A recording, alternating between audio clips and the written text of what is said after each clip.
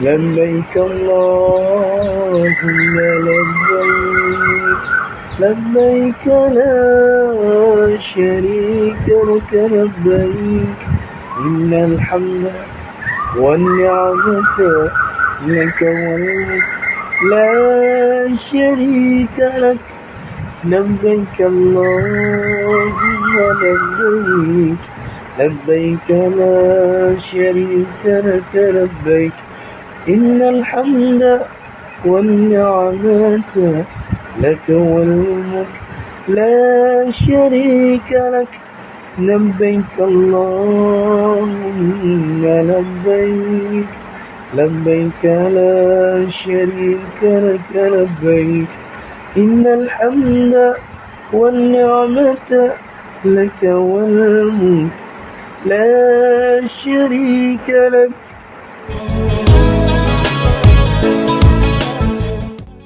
Di talbiyah, hamba-Mu datang menyahut panggilan-Mu. Ya Allah, hamba-Mu datang menyahut panggilan-Mu. Sesungguhnya segala puji-pujian dan nikmat dan kerajaan adalah kepunyaan-Mu yang tiada sekutu bagi-Mu. Talbiyah mempunyai banyak maksud tersirat. Antaranya, pertama, ia adalah jawapan kepada suruhan haji. Pengucapannya diulang-ulang menjelaskan bahawa suruhan itu disahut berpanjangan dan berterusan. Kedua, ia juga membawa maksud aku berserah dan terus berserah yang menunjukkan penyerahan berterusan.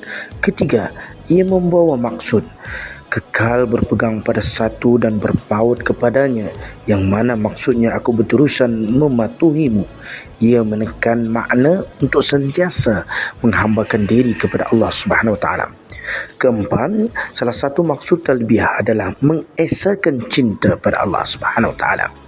Kelima, ia menandakan keikhlasan dan kedekatan.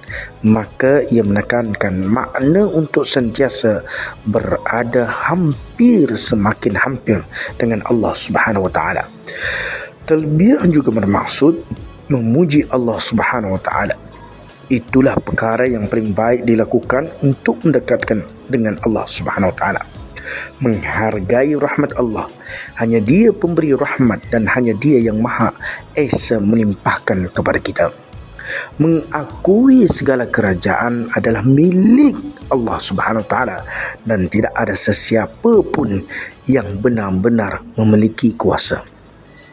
Apabila jemaah membaca talbiyah, mereka akan rasa hubungan akrab dengan seluruh makhluk Allah Subhanahu Wa Taala. Lantaran mereka juga turut sama menyerah dirinya hanya kepada Allah Subhanahu Wa Taala saja dan bergema talbiyahnya. Rasulullah sallallahu alaihi wasallam bersabda, tidak ada muslim yang membaca talbiyah melainkan apa saja yang berada di kanan dan di kirinya, batu kerikil dan tanah juga turut membaca bersamanya. Juga tempat yang paling jauh dari timur dan barat bermakna dari kiri dan ke kanannya. Riwayat At-Tirmizi dan Imam Al-Baihaqi.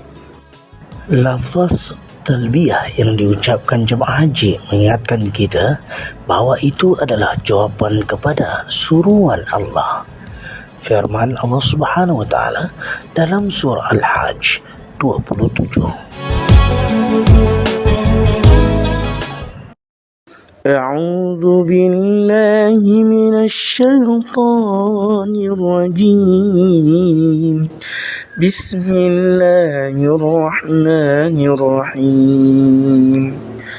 وَأَذِّن فِي النَّاسِ بِالْحَجِّ يَأْتُوكَ رِجَالًا وَعَلَى كُلِّ ضَامِرٍ يَأْتِينَ مِنْ كُلِّ فَجٍّ عَمِيقٍ.